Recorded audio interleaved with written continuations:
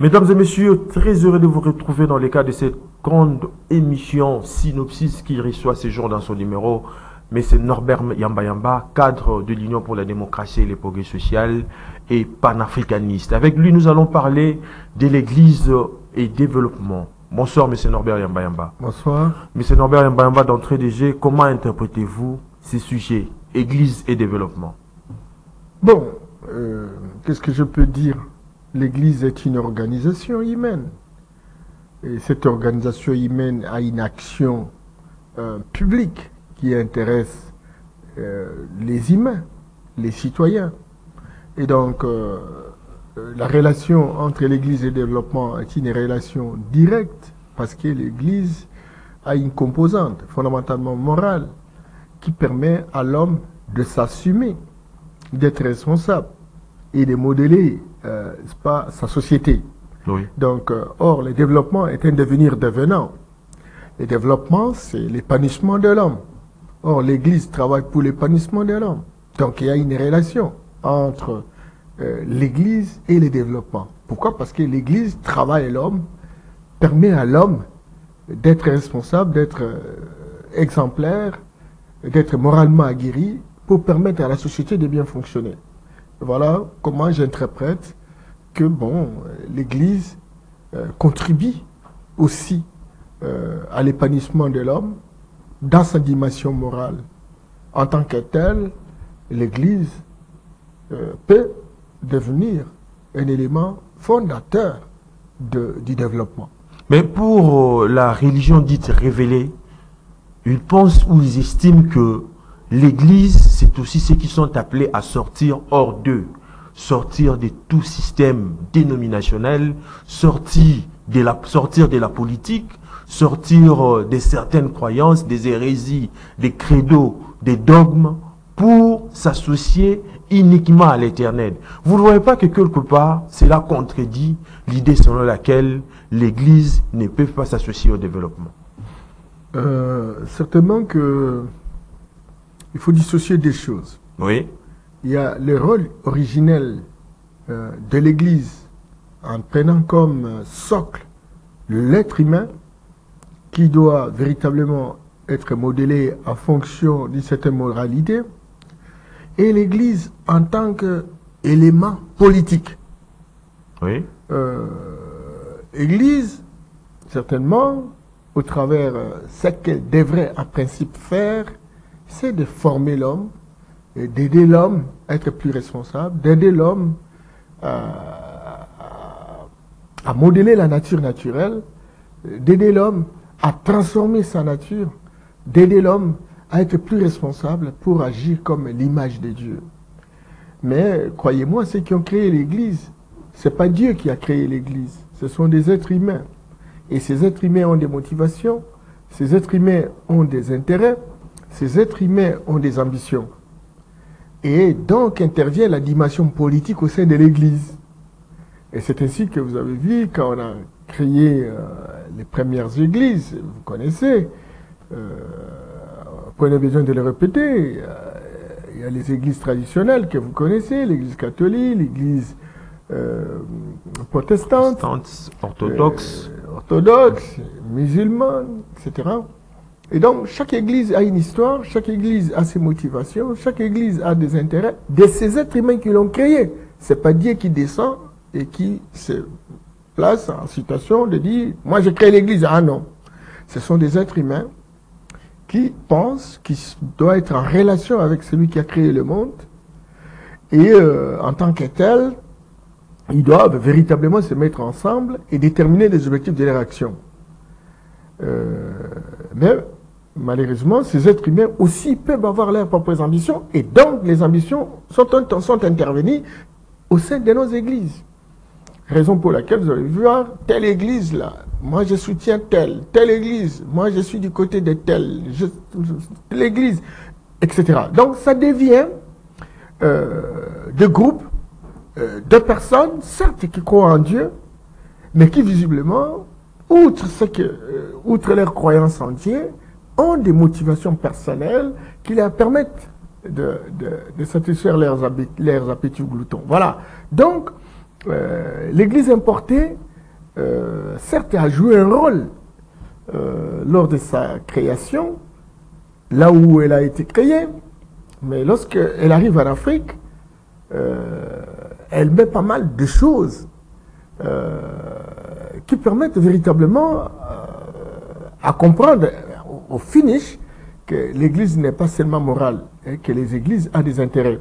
Comment pouvez-vous imaginer, dans certains passages bibliques, ces gens-là viennent et ils nous disent non, errez les pauvres parce que le royaume des cieux leur appartient. Or, l'Église a un rôle de permettre à l'homme de s'épanouir. L'Église a un rôle de permettre à l'homme de satisfaire ses besoins, d'être moralement aguerri et d'assumer ses responsabilités vis-à-vis de sa société. Or, l'Église qui nous dit, mais écoutez, les riches ne seront pas au ciel. Encore que bon, le ciel, c'est un espace. Hein, il n'y a pas un endroit ciel, non. Mais on nous dit non, non, non, non. Et lorsque la Bible dit, il y a un ciel à gagner et l'enfer ou un enfer à éviter. Ben c'est ça justement, certaines motivations personnelles qui ont été incorporées dans les textes de l'Église, justement pour faire peur, n'est-ce pas, à certaines personnes dont on avait des motivations, on avait des intérêts d'exploitation. Lorsque nous insistons le fait de dire que bon, les riches ne seront pas au ciel, lorsque le fait de dire que bon, quand quelqu'un te fait du mal, il faut lui pardonner 67 fois, 77 fois, soit 7. Tout cela a été démontré par une littérature abondante, récente, qui nous explique que voilà, les motivations personnelles des hommes qui ont créé l'Église ont poussé à ce qu'ils posent des actes incontrôlés, c'est-à-dire des actes de domination, des actes d'exploitation. Et alors maintenant, pour permettre à la personne qui est pas touchée de ne pas faire des revendications, pour permettre à cet homme de s'endormir davantage, pour permettre à cet homme de ne pas contester quoi que ce soit, on dit non, non, non, non. Un homme, lorsqu'on lui frappe, dans tel jour, il faut donner l'autre jour, ben, il faut savoir pardonner. Tout simplement parce que l'Église importée nous a coupé les mains, nous a coupé les bras, nous a coupé a tué systématiquement. Combien de personnes ont été déportées avec la traite négrière et compagnie, etc. Donc, il fallait profiter de tout ce passage-là pour faire en sorte que, bon, il faut pardonner. Il faut leur pardonner. Entre-temps, et lorsqu'il y a un Israélien, par exemple, lorsqu'il y a un Américain, un Européen qui tombe dans tel ou tel endroit, très clair, il faut que le gouvernement de la République se mobilise autour de la protection de la personne ou autour de la vengeance par rapport à ça. Mais on vient chez nous, même si 10 millions de personnes mortes, on vous dit non, non, il faut savoir pardonner, c'est biblique.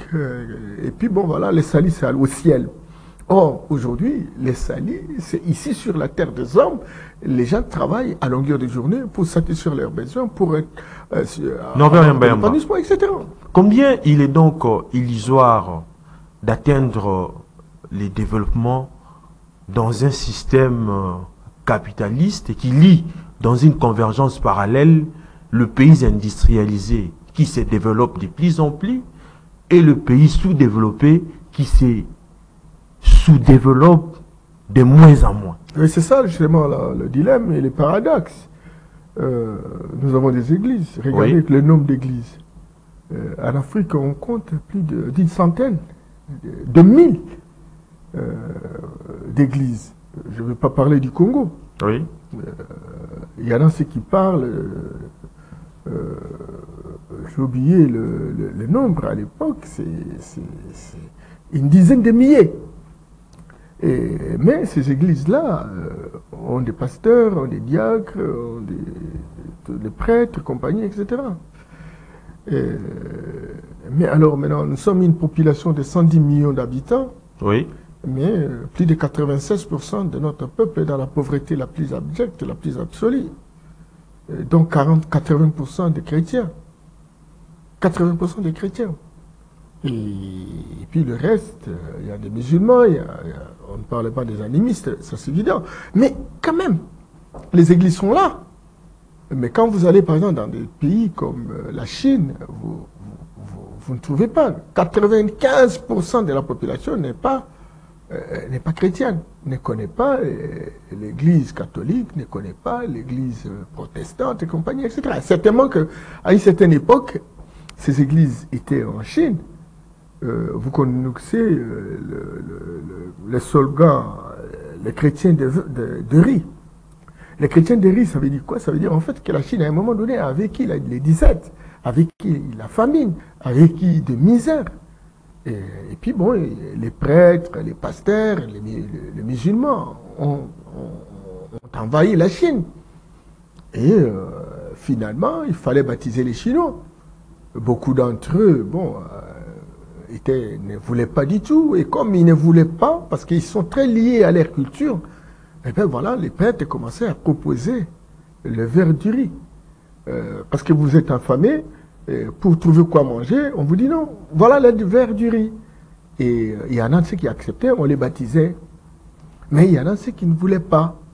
Et voilà, donc, finalement, ils ont refusé ça, parce que la révolution de 1949, avec Mao Zedong, cette révolution fondamentalement culturelle, a permis de chasser les prêtres et les pasteurs, et les imams, etc., pour faire une sorte de réconciliation avec la culture authentique. Oui. En prenant les idées de Confucius, du taoïsme, etc. Vous voyez? Et donc, dès qu'ils ont abandonné les recettes de l'Église, qui est une économie de la religion, économie de la religion, ça veut dire, en fait, on veut changer la société. Et comme on veut changer la société, il faut prier pour que finalement Dieu puisse justement exaucer les prières et de manière que la société puisse changer. Ça, c'est l'économie de la religion. Or, Dieu, c'est le plus grand scientifique qui puisse exister. Regardez comment Dieu avait à tout anticiper, parce que toutes les découvertes que nous avons aujourd'hui, eh bien, ont été créées par Dieu. Nous, on découvre seulement. C'est Dieu qui a voulu en fait qu'un jour que l'avion puisse justement survoler l'espace. C'est Dieu qui a voulu qu'il y ait pas, des recherches sur la fabrication de bombes atomiques, bombes en hydrogène, des missiles balistiques, etc. Ça, c'est scientifique, c'est la connaissance. Et ça, c'est l'économie de la connaissance. Mais excusez-moi bien. Oui. Et donc, nous, au lieu d'aller vers la science, les sciences, on n'est pas dans les sciences. On est dans la religion. Et dans la religion, on vous dit, priez à longueur de journée. C'est ainsi que vous voyez, aujourd'hui, l'Église, on fait de lundi à lundi. On ne fait que prier. Pour que Dieu écoute. Et pourtant, toutes les recettes sont avec nous. Dieu a dit, voilà les lois, voilà les principes. Chacun qui suit, il va trouver solution. Mais nous, Africains, tel que la religion importée nous a révélé que Dieu souhaiterait qu'on lui prie, et puis bon, il va donner, il va réussir nos prières, etc. C'est vrai que on peut prier lorsqu'on a la conviction, et ça c'est lorsqu'on a la conviction de ce qu'on demande, ça se réalise. Est-ce que c'est pour autant dire que laisser la société simplement à la prière? Moi j'ai dit non. Il faut que les hommes de science qui prient deviennent de plus en plus scientifiques. Il faut que les journalistes deviennent de plus en plus scientifiques dans leur domaine, spirituels, dans leur domaine, compagnie, etc. Et donc, chacun dans le domaine qui est le sien, prie Dieu pour exceller dans ce qu'il fait. Pas prie Dieu pour que la main ne puisse tomber du ciel. Mais il y a des promesses, hein, les promesses établies par la Bible et que Dieu a promis pour ceux-là qui font ce qui coïncide avec la parole ou la volonté de Dieu. Donc Dieu a établi, n'est-ce pas, des principes, a établi des normes, a établi des lois, a établi des textes réglementaires. Oui. Et dans toutes les communautés du monde, que ce soit chez les Asiatiques, que ce soit les Européens, que ce soit les Africains, c'est très important. Et donc ces principes-là sont culturels. C'est-à-dire chacun, dans la culture qui est la sienne, trouve des répondants autour de ce que Dieu a donné comme principe, comme loi. Cependant, si dans votre culture vous êtes des déracinés, vous êtes désarticulé, vous êtes désintégré. C'est-à-dire, en fait, vous êtes un analphabète culturel. C'est que très clairement, vous ne saurez pas quels sont les principes que Dieu a mis en place dans telle ou telle communauté. Mais en lisant la Bible, attention, les Africains ont vécu 300 000 ans sans qu'aucune autre race puisse exister. 300 000 ans. Les gens qui ont mis en place la Bible, Kabia, il n'y a pas 40 000 ans. Et la Bible elle-même est arrivée au 4e siècle après Jésus-Christ. Même à l'époque de Jésus, la Bible n'était pas là. Et donc, les gens qui ont vécu avant la Bible, ils faisaient quoi? Ils avaient des principes, ils avaient, n'est-ce pas, des lois qui ont été établies de génération en génération et qui, visiblement, ont été, n'est-ce pas, créées par celui qui est censé être le dépositaire de l'Esprit de Dieu. C'est le Créateur. Et l'homme, il est censé être l'incarnation de l'Esprit de Dieu. Tu vois. Alors maintenant, la Bible est arrivée. Et beaucoup disent aujourd'hui que cette Bible a été rédigée après les dans conciles de conditions. Nicée. Bien entendu, le concile de Nicée. Aujourd'hui, ça fait combien d'années? C'est après la naissance de Jésus. Oui. Alors, voilà. Mais et avant, est-ce qu'il y avait la Bible? Mais Norbert Yamba, à l'origine, je crois que la finalité des églises ou de l'église était donc d'organiser des pratiques culturelles, c'est-à-dire les rapports entre l'homme et son Dieu. Et ensuite, l'église, je dirais même au fil des époques, elles se sont mises en censeur de la société, afin d'amener les consciences à se fixer sur les impératifs de bien. Donc, cela veut dire que l'église a quand même joué un rôle très prépondérant plutôt dans la société. Mais là où les bas blessent, c'est du fait que votre approche ultra-panafricaniste laisse beaucoup à désirer au moment où vous négligez les développements scientifiques, techniques et technologiques des Occidentaux pour privilégier les pratiques africaines qui, du reste, n'évoluent pas du tout. Non, Kabia, non. Il ne faut pas résumer les panafricanistes de cette manière-là. On n'est pas contre les prouesses scientifiques des Occidentaux. Oui.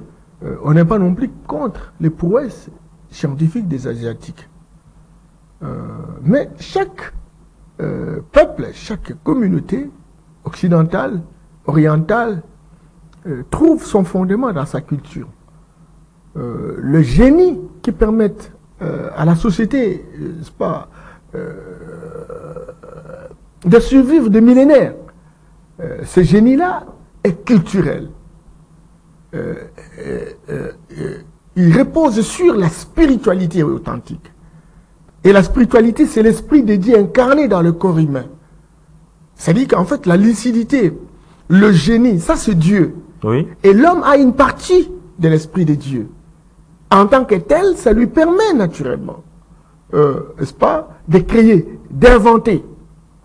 On invente le micro, on invente la télé, on invente la table, on fabrique la table, etc.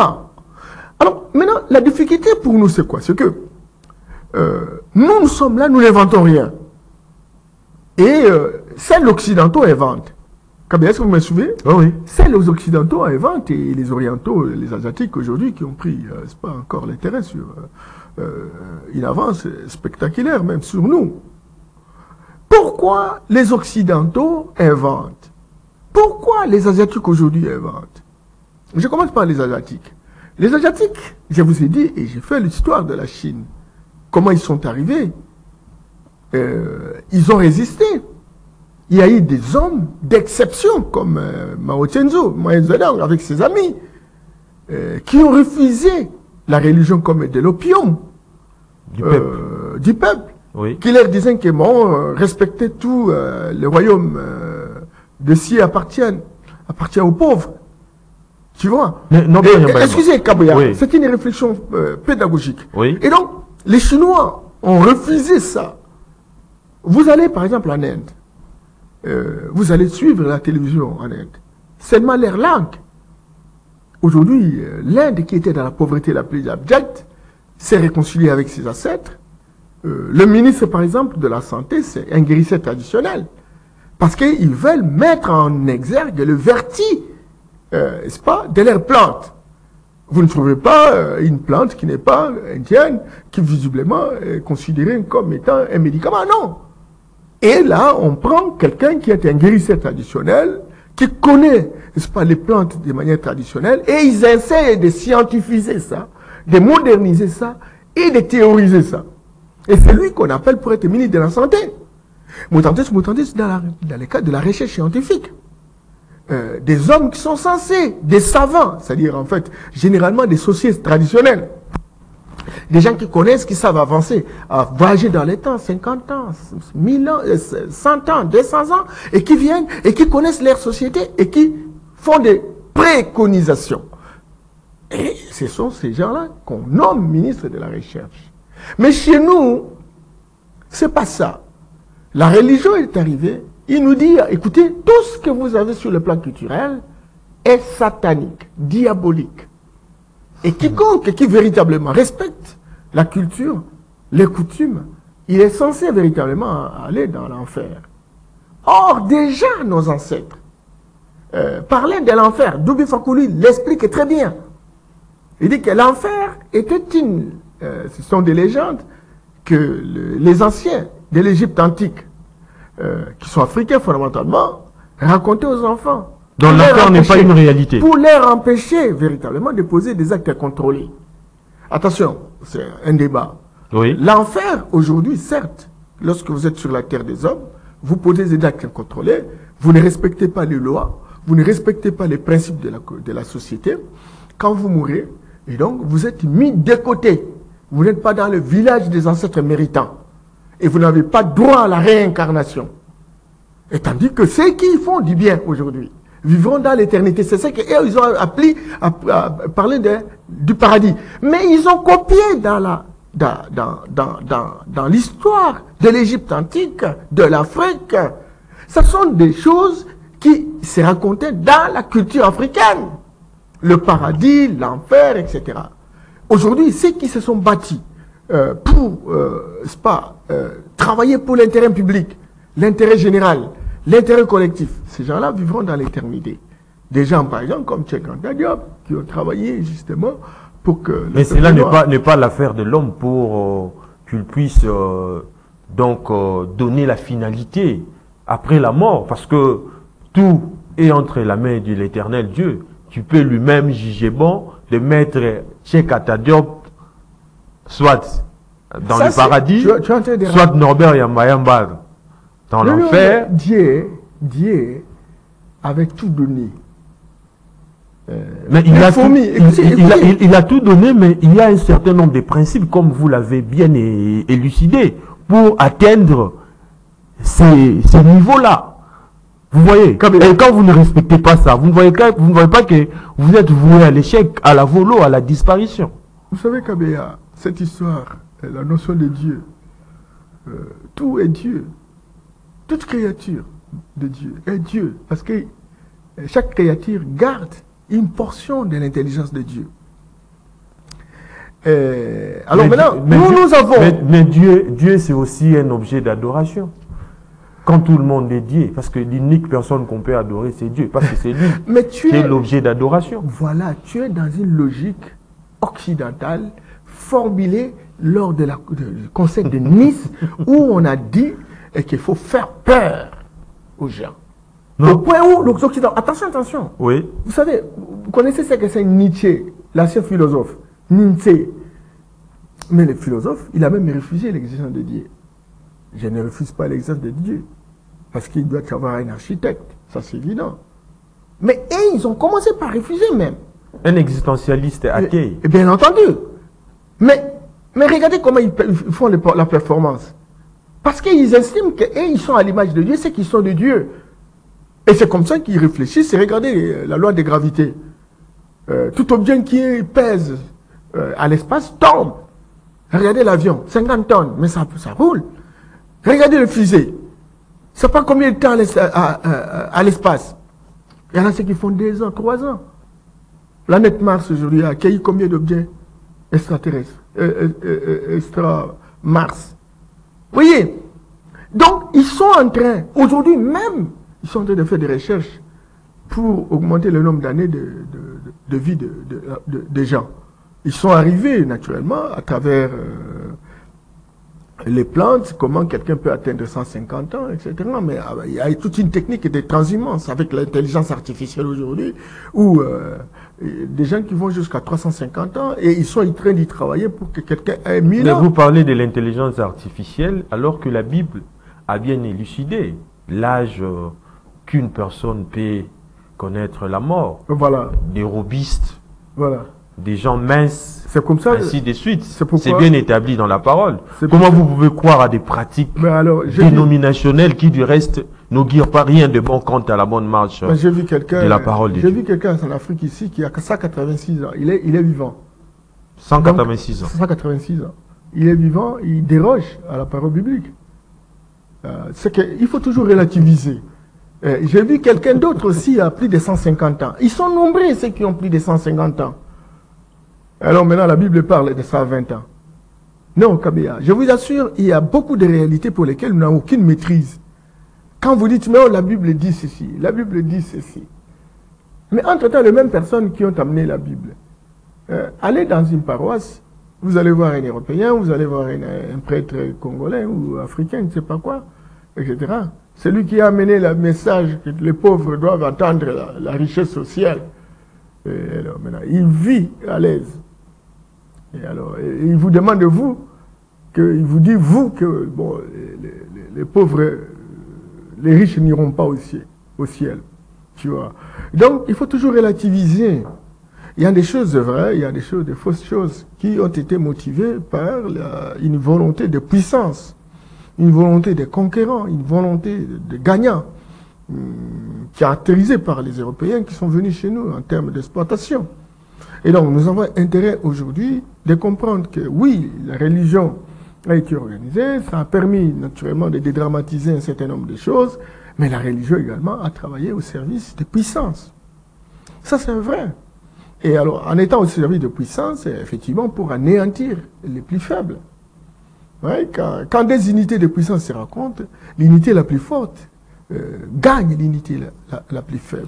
Mais, non, nous parlons du développement, nous parlons également des églises, bien évidemment. Mais on doit aussi aborder la question sur les comportements des individus qui vivent dans la société et qui aspirent également à ces développements. Mais lorsqu'on regarde la scène politique africaine, on constate aussi avec effroi que la médiocrité n'épargne aucun État.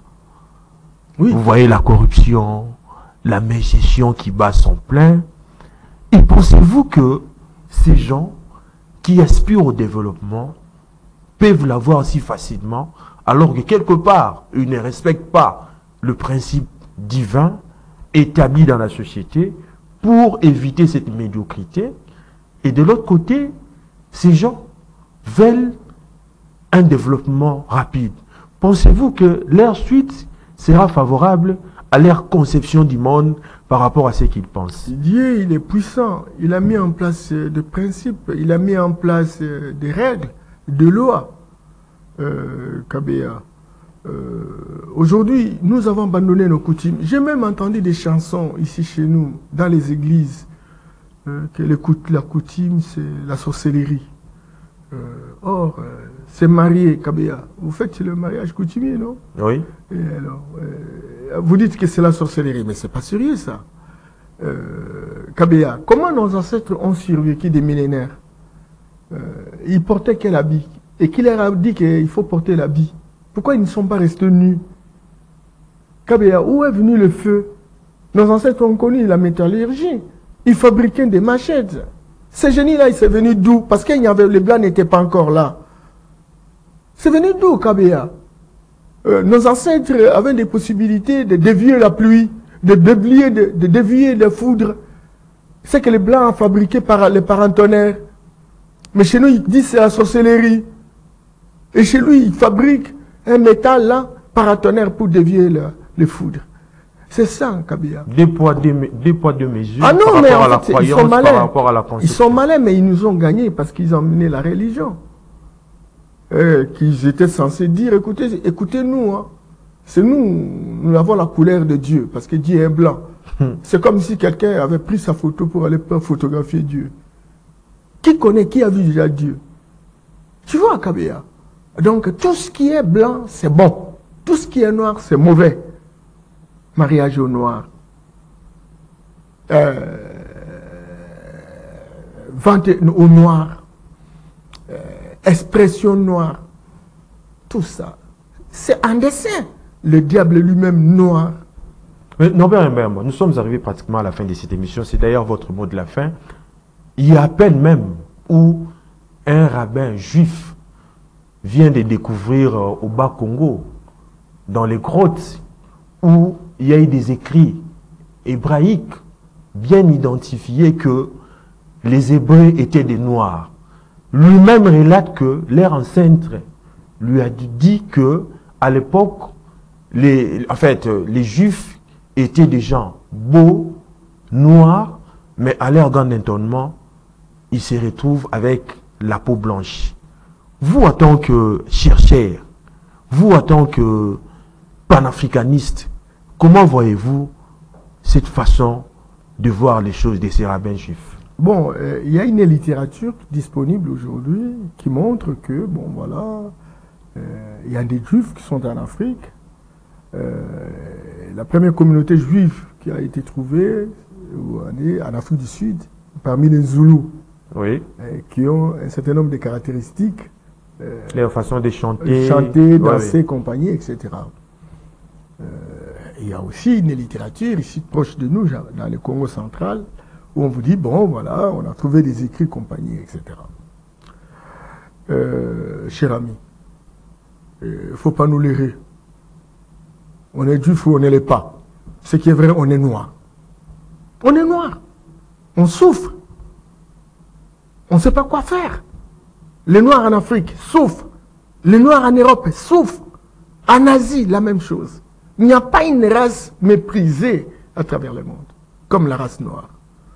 Il n'y a pas une race. Donc, vous allez, excusez Kabila, oui. Allez-vous prendre du temps simplement pour se dire juif, pour se consoler? Pour se consoler, mais les juifs qui sont, par exemple, qui étaient en Éthiopie, les Faranchas, qui ont été accueillis en Israël, quel traitement on leur a réservé? Parce que ce sont des Noirs. Il faut arrêter avec des conneries. Il faut que nous puissions savoir qu'est-ce qui fait que le Noir partout aux États-Unis, il y a combien de siècles? C'est 6 siècles, non? Regardez, il y a des Noirs qui se trouvent en Iran. Il n'y a pas longtemps, on a découvert ça. Dans un village. Ils sont là. Ils sont là depuis 14 siècles. Mais toujours dans la pauvreté la plus absolue. Marginalisés. Marginalisés. Oui. Parce que ils étaient pris par les Arabes, et les Arabes sont musulmans, etc. Et la plupart, 8 millions tués et compagnie, les 7 millions qui sont restés, ils ont fini par disparaître. Il resterait une petite partie, n'est-ce pas, en Iran. Dernièrement, une littérature, on vient de nous dire, écoutez, bon, on a découvert un ancêtre noir. Bon, ça sont des choses qui existent. Oui. Mais je crois qu'il faut que l'on se pose la question, qu'est-ce qui a fait que nous soyons ce que nous sommes aujourd'hui? Ce qui a fait que nous soyons ce que nous sommes, c'est parce que il y avait la religion, une religion révélée, dite importée, qui a voulu nous neutraliser en nous enlevant tout ce que nous avions comme culture pour nous remplacer par la culture qu'ils souhaiteraient que nous soyons. Pas par ce que nous devions être. Rien du tout. Le système éducatif, ça nous a anéanti. Quelle éducation pour fabriquer des perroquets? Même quand on peut avoir 50 doctorats, mais on ne peut pas inventer quoi que ce soit. Et puis le système politique que nous utilisons. Regardez comment on se bat, élections, compagnie, etc. Démocratie. Ça ne donnera toujours pas. Ça ne donnera pas toujours des résultats. Donc on est dans cette situation-là. Alors maintenant, on dit de réfléchir pour que nous puissions nous débarrasser de cet héritage religieux, oui, cet héritage éducationnel, cet héritage politique, rien. On ne nous invente rien, aucun système. les politiques qui sont là, les politologues qui se réclament à longueur de journée, considérant cela comme un prestige. Et pourtant, on est dans la compilation, en copiant les Occidentaux, en ramenant les mêmes règles de jeu. Et ces règles de jeu ont été prévues dans le sens de nous dominer, de nous assujettir, etc. Voilà. Et donc, nous sommes des prisonniers de puissance d'argent, mais nous n'avons pas d'élite. N'est-ce pas, qui nous permettent véritablement d'avancer en créant de nouvelles choses pour que nous puissions véritablement nous assumer. Écoutez, Kabeya, on dit que lorsque vous montez sur une échelle, Oui. si vous ne parvenez pas à arriver en destination, il faut changer d'échelle. Le moment est arrivé pour que nous changions d'échelle parce que nous avons tenté tout ce que l'Occident nous a présenté comme recette, ça ne nous a pas permis véritablement d'avancer. Très bien. Nous sommes arrivés à la fin de cette émission. Je vous rappelle que nous avions reçu pour vous M. Norbert Yamba. Avec lui, nous avions parlé de l'Église et développement. On se retrouve le vendredi prochain avec un autre invité, mais d'ici là, portez-vous bien et bonne suite des programmes sur votre chaîne.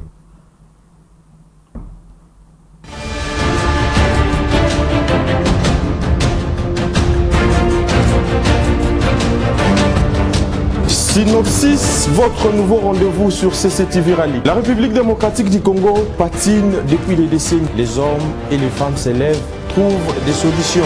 Les politiciens, les acteurs sociaux, ainsi que les simples citoyens, ce qu'ils proposent, mais pas tout. Comment les propositions faites sont-elles réalisables, chiffrées à l'appui? Synopsis est donc là pour vous, pour ceux qui proposent des solutions, mais ceux qui maîtrisent leur sujet. Synopsis, c'est chaque vendredi à 21h30 sur CCTV Rally.